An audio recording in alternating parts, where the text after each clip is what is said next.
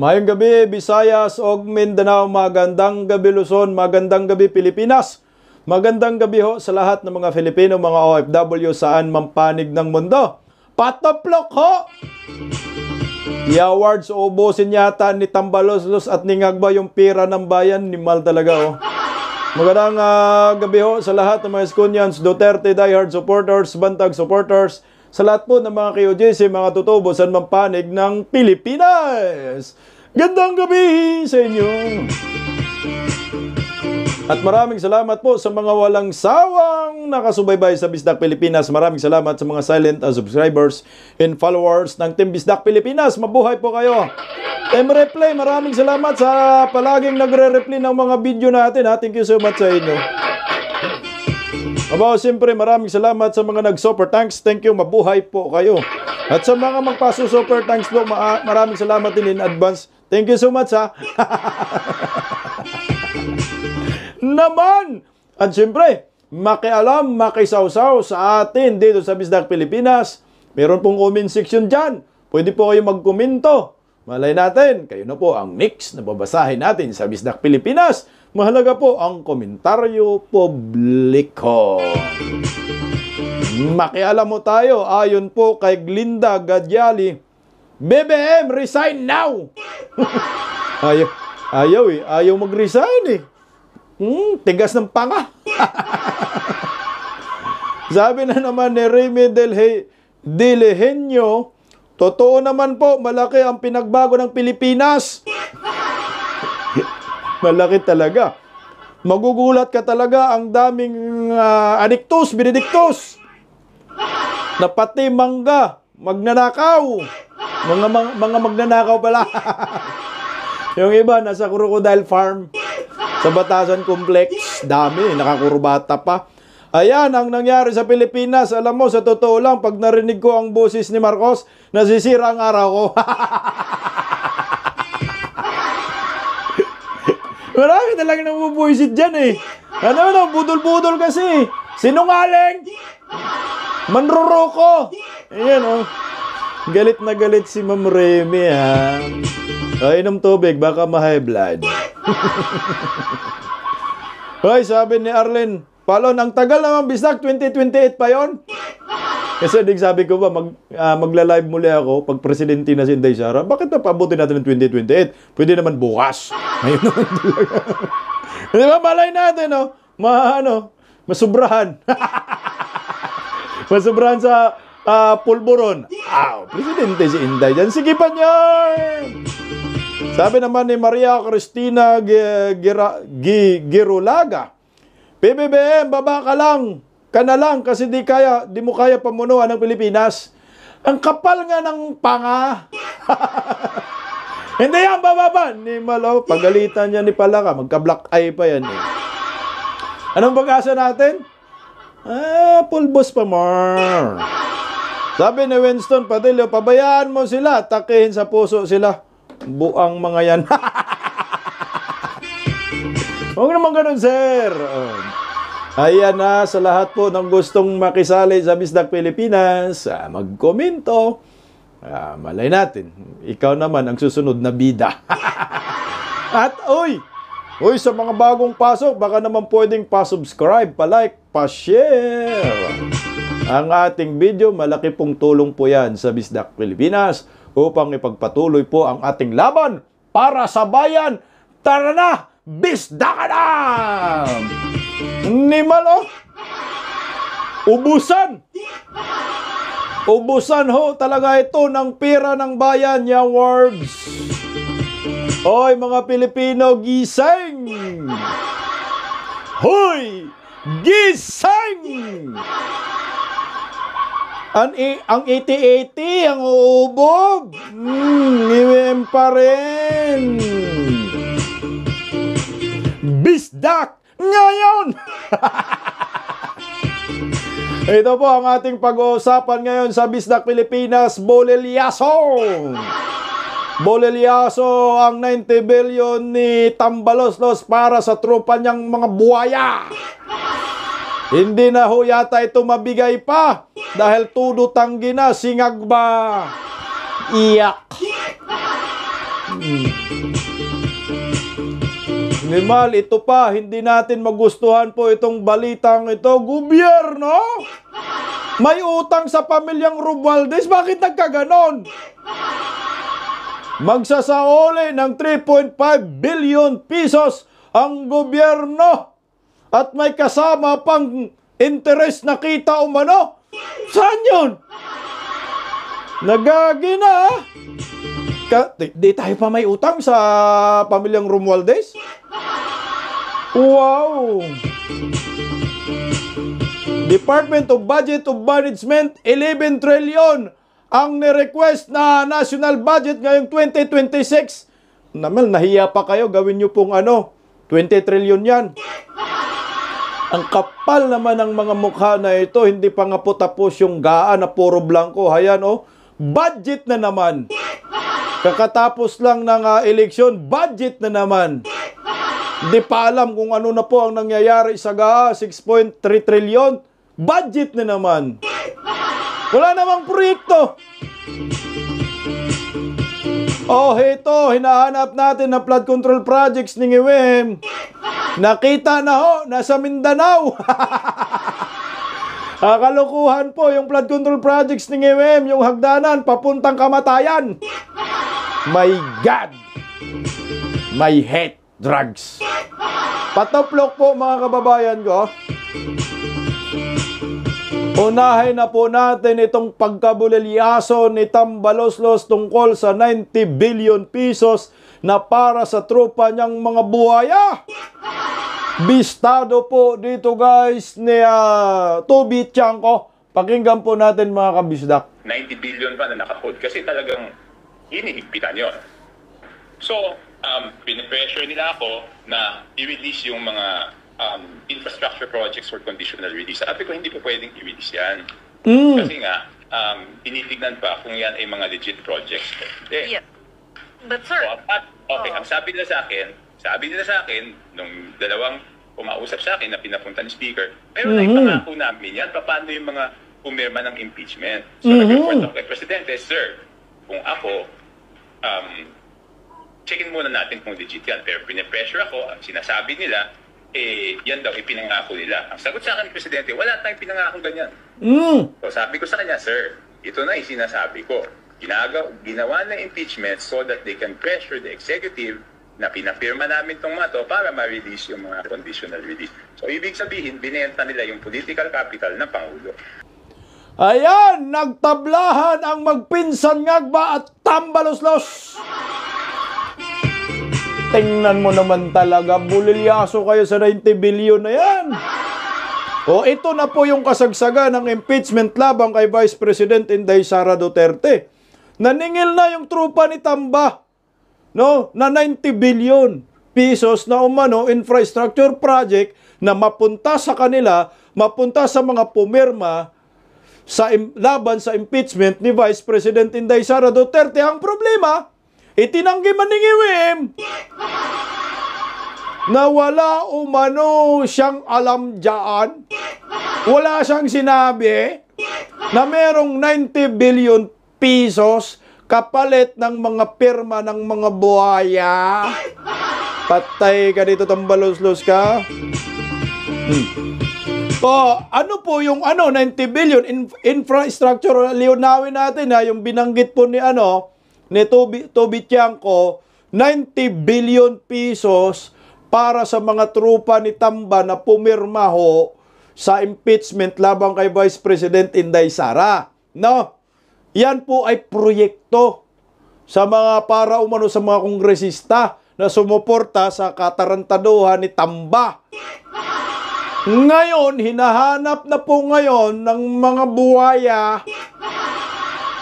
kay Toby Tiangco. Meron 2 mensahero na pinadala si Tamba, nasa na daw yung proyektong iyan na 90 billion. Kamalas-malas po, dahil si Ngagba naman, tudot siyang tanggi, dahil wala daw ganun pinag-usapan. So nagtablahan ang magpipinsan. Eto ba yon? Yari kayo ngayon. So, ang resulta, entonces, O baka naman 1, 2, 3 asawa ni Mare. O baka naman talaga ito ay pambubudol larang ni Tambaloslos sa mga kongresista. Masisira dito si Tamba para sa akin. Mantakin mo yung nangako ka ng 90 billion infrastructure project. Pagdating pala, wala. Natalo na nga ho yung iba. Wala pang proyekto. Subukod pa to sa 150 million pesos na akap AX tupad na pinipremyo ho nila sa mga buhaya din. Yung iba nakabili na ho ng mga resort. Bolilyaso si Tambaloslos ho dito magiging sinungaling. O ang tanong, magiging Speaker of the House pa kaya itong si Tamba nga marami namang birada na si Toby Tiangco tungkol sa kanya. Sino ba talaga si Tambaloslos? Ano bang hawak niyang alas na para bang nilalaro niya ho ang gobyerno ngayon, pati pundo ng bayan, ang kapangyarihan niya ay pwede niyang galawin, i-distribute kung saan-saan. Mantakin mo yung bilyonis na yan. Pinangako sa mga mambabatas. Sige nga, pumirma kayo. Ito, 90 billion, lahat kayo magkaroon. Siyempre, ikaw, kongresista, sa isip mo, ay okay to, magkaroon kami ng proyekto sa bayan, no, may kita na naman ako, 60% sa akin, 40% sa proyekto, milyonis na naman ang makulimbat ko. Talagang magkukumahog. Sa isip nila, ma-impeach ka hindi, basta kami magkapira, ganun ho. O ngayon, ano po ang resulta? Wala naman pala. Walang pinangako si NGWM. So, sinong nangako? Si Tambaloslos. So, malaki ang problema pala ngayon, ang kinakaharap ngayon ng hanay ng grupo ni Tambaloslos dyan sa Kongreso. Kasi para bang nangako ka lang ng bula. Nung pagdating sa singilan na wala na. Good luck Tambaloslos, baka masipa na ito sa pagiging Speaker of the House. Mukhang papalit itong si Toby Tiangco. Sana nga. Oh. Kasi ang naiipit dyan, yung pinsan niyang si NGWM. Baga, kung dami mo nang pinangako, hindi pala alam ni NGWM. Ano ito? Tablahan? Ulaglagan? Oh, ito pa mga kababayan ko. Grabe, mukhang hindi po magustuhan ninyo ang balitang ito. Magulat-gulat po tayo. Grabe talaga. Iba talaga si Tambaloslos. Makapangyarihan pag kumain ng pera. Parang si Majin Busaga ng Dragon Balls kontra bida nga lang. Ano po? Napunta sa Dragon Balls. Kasi animal, baka laki kasi nandyan. Parang si Majin Busaga eh. Pag kumain ng ginto ng pera, antindi, ito. Matalasas mo na para pampaliw. Pampaalis high blood. Napunta ka Majin Busaga. Ito. Inang pera o kay sarang milyon iyong ilapag. Pangimagas ko, ilabas mo, looking ng ginta.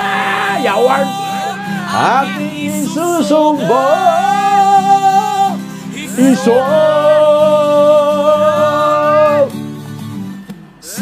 Umaga, kumakalam, di ulam, di kanin pera, iking ilal.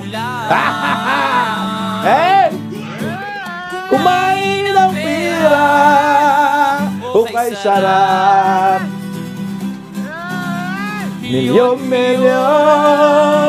iyong ilapag. Kata tayo na.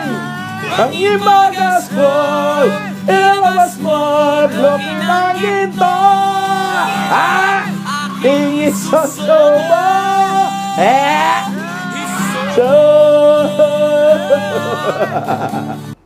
Niwal kang Tambaloslos ka, Majin Busaga.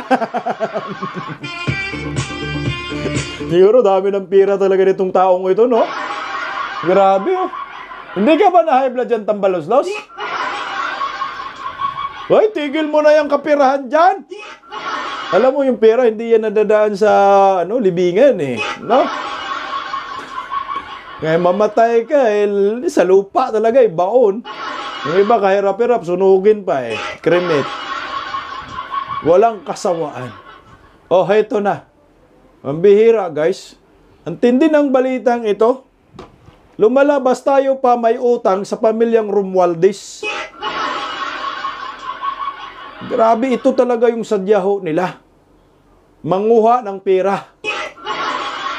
Ang matindi nito, legal ito, magiging legal. Tingnan mo, pakinggan po natin mga kabistak ang balitang ito. Legal ang pagbabayad natin sa kanila, magkapira sila, legal ang lumabas. Kasi kurti na yung nag-uutos nito eh. Sandigan Bayan eh. Ito oh. Sandigan oh. Iniutos ng Sandigan Bayan ang pagsasauli na hindi bababa sa 3.5 billion pesos na halaga ng sequestered assets ni Benjamin Romualdez, ang yumaong kapatid ni dating First Lady Imelda Marcos. Ang ari-ariang tinutukoy, ang mahigit 6 na milyong shares ng Philippine Commercial International Bank o PCI Bank. Sequester ito halos 40 taon na ang nakakaraan sa aligasyong binili ni Romualdez ang shares of stocks sa tulong umano ni Mrs. Marcos at dating Pangulong Ferdinand Marcos Sr. Noong 2003, ipinawalang bisa ng Sandigan Bayan ang sequestration order pero nanatili sa kustodiya nito ang shares of stock. Sa isang ruling ng Korte Suprema noong 2022, sinabing nagkaroon ng grave abuse of discretion sa ginawang ito ng Sandigan Bayan at iniutos ang pagsasauli ng assets ni Romualdez. Dahil final and executory ang ruling ng Korte Suprema, inatasan ngayon ng Sandigan Bayan ang kanilang Executive Clerk of Court, ang Presidential Commission on Good Government at iba pang sangkot sa ahensya na isaoli na kina Romualdez ang assets at kita mula rito. Tingnan niyo po guys, no? Mantakin mo ang mga 40 years, no? Tama? Simula nung kinuha ng gobyerno ang mga nakaw na yaman ng mga Romualdez at mga Marcos, sequestered asset po ito guys, no? Naglabas ng desisyon kailan? July 6, 2022. So ibig sabihin, presidente na dito si Ngiwim. Pagka-presidente ni Ngiwim, naglabas ng ganitong kautusan na ibalik umano yung mga sequestered assets, no, nanggagaling sa kay Benjamin Romualdez. Tangi guys, 3.5 billion pesos babayaran natin. Bukod pa yun, yung mga interest pa, yung mga kita umano. Kasi PCI Bank ba ito? Kita umano doon. So mga 3.5 billion pesos isauli sa pamilyang Romualdez. Tiba-tiba si Tambaloslos nito ni Mal. Oh. Ang tanong, bakit mo isauli yan? Sequestered assets na nga. Ibig sabihin niya, napatunayan na yan. Na yung kayamanan na yan, yung pira na ho yan, ay galing po yan sa pira ng mga taxpayer. After 40 years, maglabas ng ganyan, na ibalik yung pera sa pamilyang Romualdez, tiba-tiba dito si Lolong. Tindi, no? Grabe, busog nga. 3.5 billion pesos. Magiging legal talaga yan kasi inutos man ng Sandigan Bayan. Ang tanong, may papalag kaya dito? Ang sagot, walang papalag. Sila man ang makapangyarihan, so magkapira si Tambaloslos ng 3.5 billion pesos. Yan si Benjamin Romualdez, tatay ni Tambayan. Kapatid yan ni Imelda Romualdez Marcos. Yan. Intindi guys. Grabe si Tambaloslos no, gumalaw pagdating sa kapirahan. Talagang gusto nyo talaga uubusin ang kaban ng bayan. Grabe itong magpinsang Romualdez at Bongbong Ngagba. Matindi po. Hindi ba kayo matamaan ng hiya dito? Tama na po yung ginagawa ninyong paglima sa kaban ng bayan. O hito pa, hindi pa nga ho matapos-tapos ang isyo patungkol sa mga blanco sagaa na yung Supreme Court palaging dinidili yung naturang hearing argumento patungkol sa 6.3 trillion pesos na kababalaghan puro blanco pinirmahan ni Ngiwem. Ang kapal ng mukha, narito po, meron na namang request sa national budget na hanggang leeg. Saan kaya natin kukunin ito? Ito guys. Samantala mga kabrigada, yung budget proposal naman para sa 2026, posibleng umabot daw sa 10 hanggang 11 trilyon piso. My God! Ayon sa DBM. Brigada Maricar Sargan, ibrigada mo. Brigada Live Report. 11 trilyon. Sa 10 hanggang 11 trilyong piso ang kabuang halaga ng mga budget proposals na isusumite ng mga ahensya ng pamahalaan para sa mga proyektong nais nilang ipatupad sa taong 2026 ayon sa Department of Budget and Management. Mas mataas ito ng halos 2 trilyong piso kumpara sa mahigit 9 trilyong pisong budget proposals na isinumite noong nakaraang taon para sa kasalukuyang national budget. Ayon kay Budget Secretary Amena Pangandaman, pag-aaralan pa ng mabuti ng DBM ang mga panukalang ito upang matukoy kung alin sa mga proyekto ang uubra batay sa kakayahan ng pamahalaan. Matatandaan na mula sa mahigit 9 trillion pesos na budget proposal ng mga kagawaran para sa 2025, 6.3 trillion pesos lamang ang naaprobahan at naging opisyal na National Expenditure Program o NEP na naging basehan naman ng kasalukuyang General Appropriations Act o pambansang budget. Target naman ng DBM na maisumite sa Kongreso ang panukalang pambansang budget 2 linggo matapos ang State of the Nation Address ni Pangulong Ferdinand Marcos Jr. Oy, pira pa! 11 trilyon? Ang kakapal ng mga mukha ninyo. Tingnan mo naman, 11 trilyon proposal budget para sa 2026. Dapat nga zero budget kayo, mga kunimas kayo eh. Wala naman kayong mga proyekto. At inamin naman ni Ngiwem na sa loob ng 3 taon wala talaga siyang ginawa. Nga, di ba, yung realization niya kay Tunyeng. Hindi deserve ng gobyernong ito mabigyan ng pondo ganyang kalaki, 11 trilyon, tiba-tiba si Tambaluslos dito, oh. Tiba-tiba si Ngagba, si Palaka dito. 11 trilyon, saan po kukunin yan? Ilugi na nga ho yung gobyerno eh. Nangungutang na nga lang eh, mantakin mo. 6.3 trilyon, grabe nangungutang. Tapos ngayon, mag-ano ka ng 11 trilyon. May pira ba ang bayan? Puro nga abono. Dahil sa 20 pesos per kilong bugas ni Ngiwem. So anong gusto nila? Mangutang na naman. Gaya yung mga nakaraang taon, panay utang, hindi natin alam saan napupunta yung mga utang niya awards. Ayun oh. Grabing utang niya, hindi na humabasa. My God.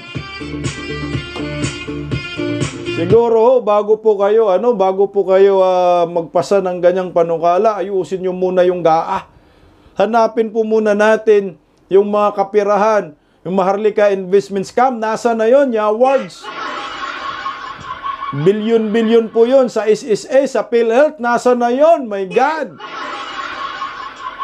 Yung mga confidential funds ni Ngagba na bilyones, my God. Yung mga inutang kung saan-saan, nasa na yun. So ngayon, ito na naman, pag-uusapan na naman ang pundo. 11 trillion pesos, kayo kuyapi. Anong proyektong gagawin ho ninyo dyan? Yung flood control projects nga, wala man kayong ipinakitang nasan ba ang flood control projects? Grabing kababalagan po ito mga kababayan ko. Pag ito pinapalampas pa rin po natin ito guys, nahayaan lang natin ang gobyernong ito, limasin ang kaba ng bayan at hindi maipaliwanag kung saan napunta yung pera. Trilyon po ito. Okay lang ho sana kung di mangungutang. Mangungutang nga eh. Mangungutang. Pang-ayuda. Ito, grabe, sobrang laki. Grabe sa kasaysayan ng ating bansa. First time po ito na mayroong request na ganong kalaking budget, 11 trillion pesos. Marami na po tayong hinahanap na pira nasaan. Meron ba ho silang pinakita? Ang sagot, wala. Ano ang mga proyekto dyan sa mga pira? 6.8 trillion, wala. Nangungutang tayo pero pinang-ayuda. Ito yung ginagawa ng gobyernong Marcos. Hindi pa nakontento ang mga bugok. Nagbenta pa ho sila ng ginto na ito nga po yung hinahanap ni Tatay Digong nasa na. So yung nakaraang taon, ngayong nagpasa sila ng budget para sa taong 2025, 6.3 trillion, nangungutang pa nga ho sila. Nangungutang, nagbibinta pa ng ginto. 6.3 trillion. So ngayon ho, lalo na po ito, 11 trillion, so uubusin ang kaban ng bayan, uubusin ang ginto, gold deposit, para may pangtustos sa kanilang mga luho. Saan ang hustisya ito, mga kababayan ko?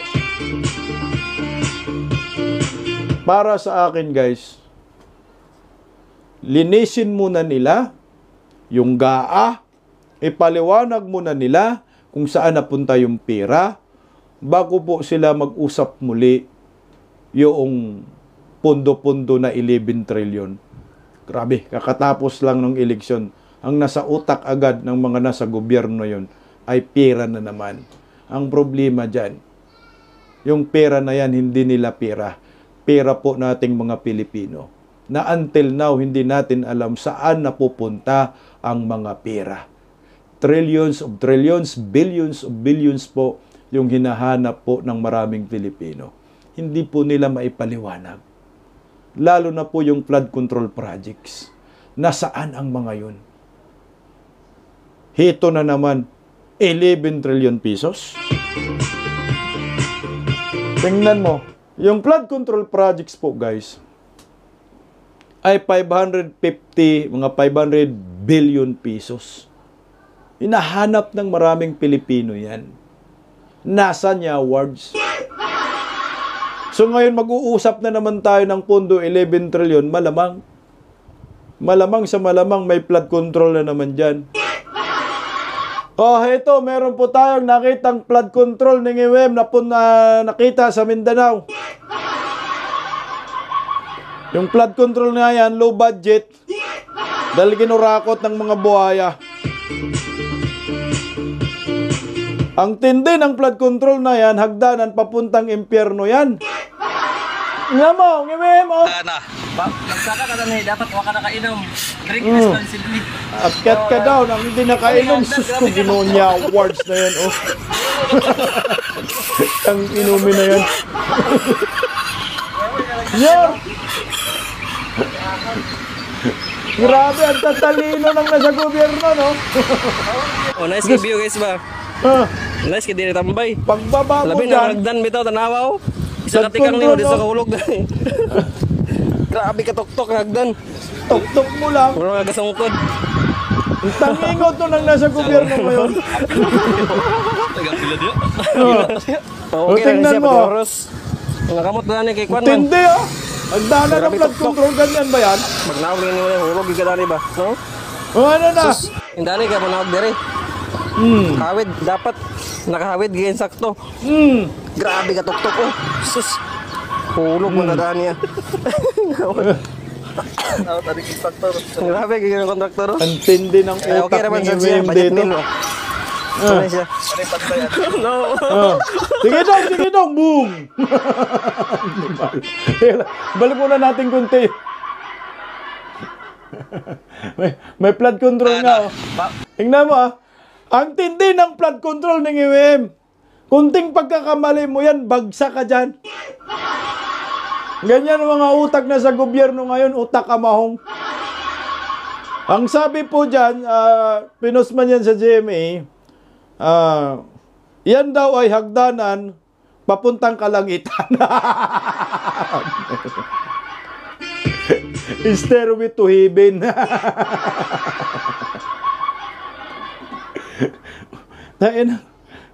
Yan na ho, yung flood control ni IWM na 5,500. So 5,499 na lang hahanapin natin.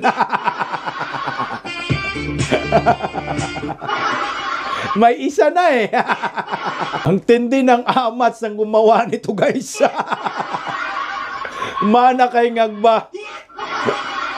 Mana kay tambalos-los. Gagawa lang kayo ng proyekto, gusto nyo pang madisgrasya yung dadaan dyan. Siyempre may dadaan dyan, flood control projects nga eh. May mga tao sa baba, may tao sa taas. O kung tagariyan sila, dyan aakyat. Eh kung lasing si Dudong, bababa, una ulo. Di mal itong gobyerno na to, no?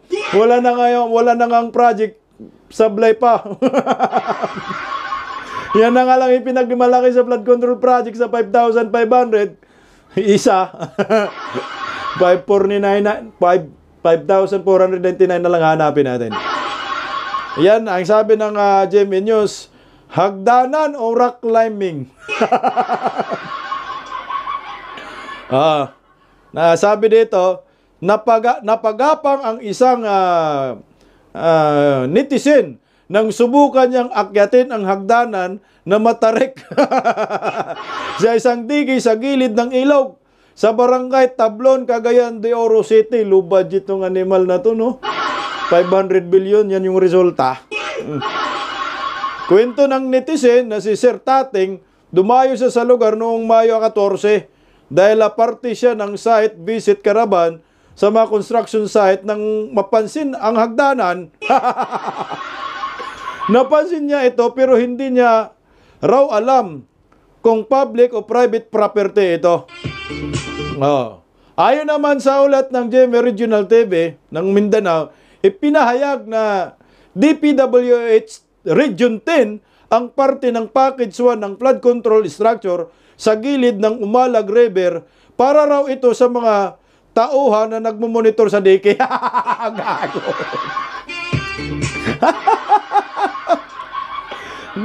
Nimal ng DPWH na yan, rarason ka pa.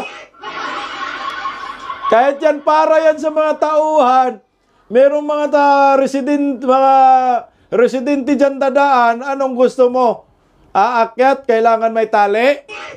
Bababa, una ulo? Tangingot eh. Bilyon-bilyon yung proyekto, pero ang resulta, amahong. Ito yung sinabi ko nga sa inyo eh. Ngayon, magre-request na naman kayo ng trilyonis po. Trilyonis na pera, abanimal, walang proyekto, nangangkin lang kayo ng proyekto, may proyekto nga kayo, sablay, disgrasya pa abutin. Ano ba yung inayos na lang yung hagdanan? Para hindi madisgrasya yung mga tao. Pag dumaan dyan, dahil may bahay sa baba, aakyat dahil kalsada, inayos nyo, ginalingan nyo. Anong para lang sa mga trabahante? Ito yung patunay na mga walang kwenta yung nasa gobyerno ngayon na dapat ay palitan na talaga ho ito ng Vice President Inday Sara Duterte. Yan yung pera natin.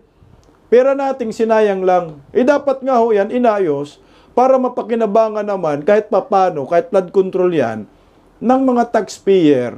Yung hagdanan na yan ng... Ba't ka naglagay ng hagdanan kung hindi mo padaanan, tangingot? Dapat sana tali na lang nilagay dyan. Ayan, yung tatak. Ayan yung tatak Marcos. Stairways to heaven. Pag nagkamali ka dyan, pabuang-buang ka dyan, lasing ka, una ulo mo dyan. Kaya dapat talaga si Vice President Inday Sara Duterte na maging presidente. Ito, patalastas muna tayo. Pasok, Tatay Diggs. Sinabi ko sa inyo, maliit pa yan si Inday. Sinabi ko na inyo, maldita yan, bantay kayo. Yan si Inday, oh.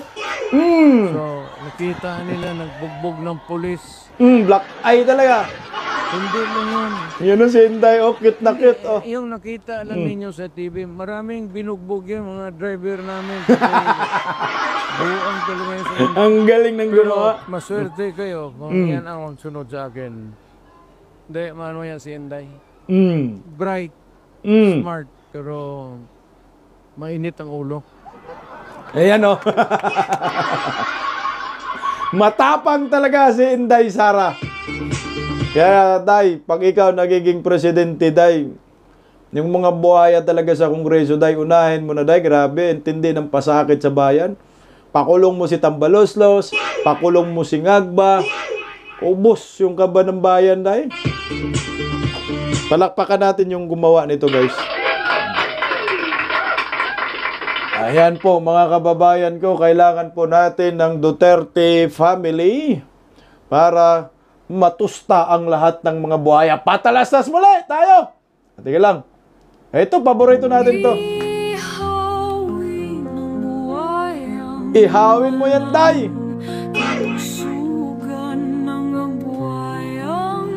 Kurap!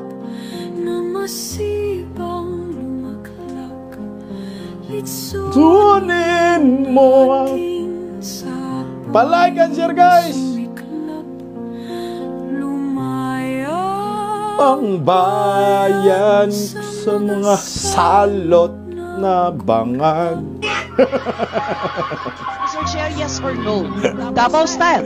Do not ask me to answer yes or no. You are not an investigator. Nakilala ako, kilalang-kilala ako ng dating mayor at ng dating Pangulo. So he is lying. Iba na kasi hirdo niya kasi hindi kong kilala. Hindi ko siya nakilala. Iba ng hirdo niya eh. Pati yung kulay. Person.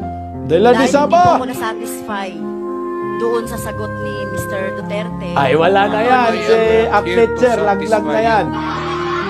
Yes, actually, Mr. Chair, marami pa akong mga tanong. Tapos sabi nga rin naman pa yan si kabataan niya. Actually, Mr. Chair, ako... Very incorrect po, I may say as a civilian, sa professional police. Hindi ka dumaan pagka-mayor, pagka-prosecutor. Ako, alam ko, dumaan ako prosecutor, mayor, presidente, alam ko ang trabaho ko. Pabalikin ako, sir, gagawain ko uli yan. Dublado. Kaya hindi na, kaya kinidnap na ni Ngiweme, natakot na dyan eh. Dudublahin ni Tatay Digong eh. Urap.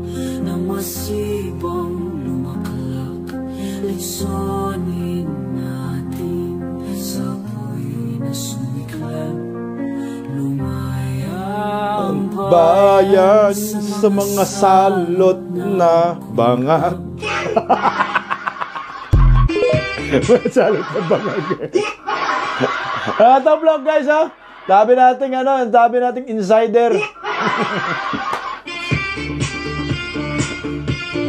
Alam mo talaga, iba talaga ang mga Duterte. Iba ang mga Duterte. Magmahal sa Pilipino, gampanan yung kanilang tungkulin, serbisyo. Talagang para sa atin. Sila ay mga bayani. Kaya hindi yan iniiwan eh.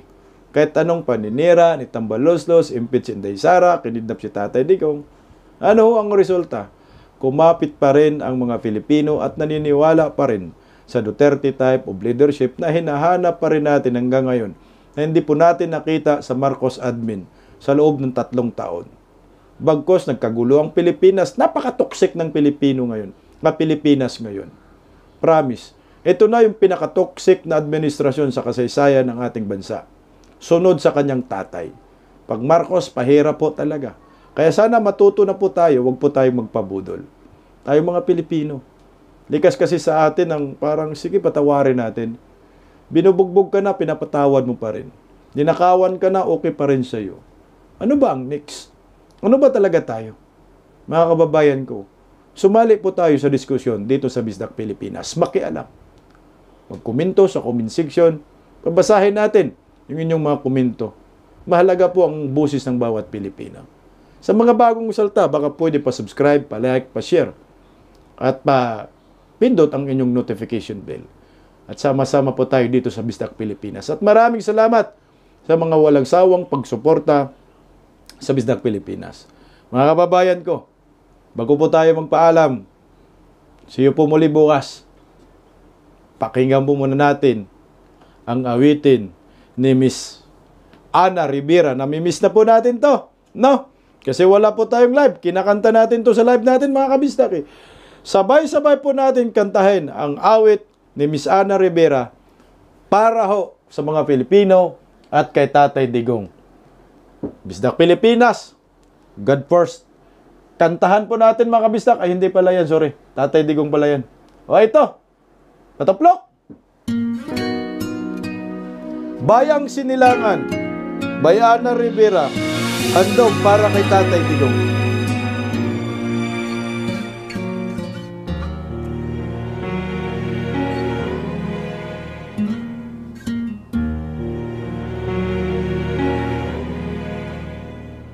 Ang bayan kong sinilang, Palike and share, guys.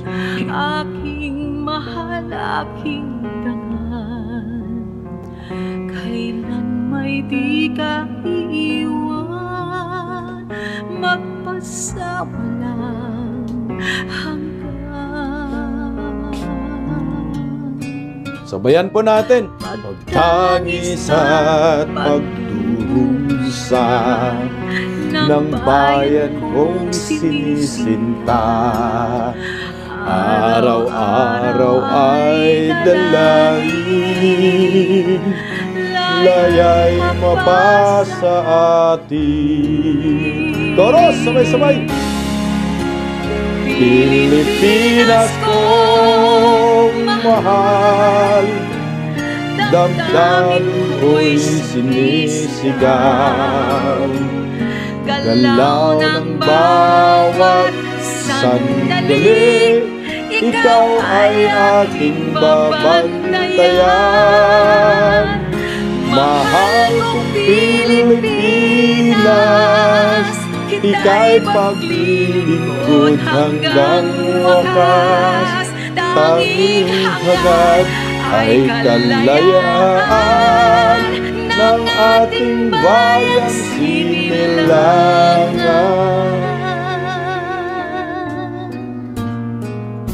Ang bayan kong sinilangan, aking mahal, aking dangal, kailan may di ka iiwan, magpasawala hanggan. Pagtangis at pagdurusa ng bayan kong sinisinta, araw-araw ay dalangin, laya'y mapasa atin. Koros! Pilipinas kong mahal, damdamin ko'y sinisigaw, galaw ng bawat sandali, ikaw ay aking babantayan. Mahal kong Pilipinas, kita'y paglilingkod hanggang wakas. Tanging hangad ay kalayaan ng aming bayan.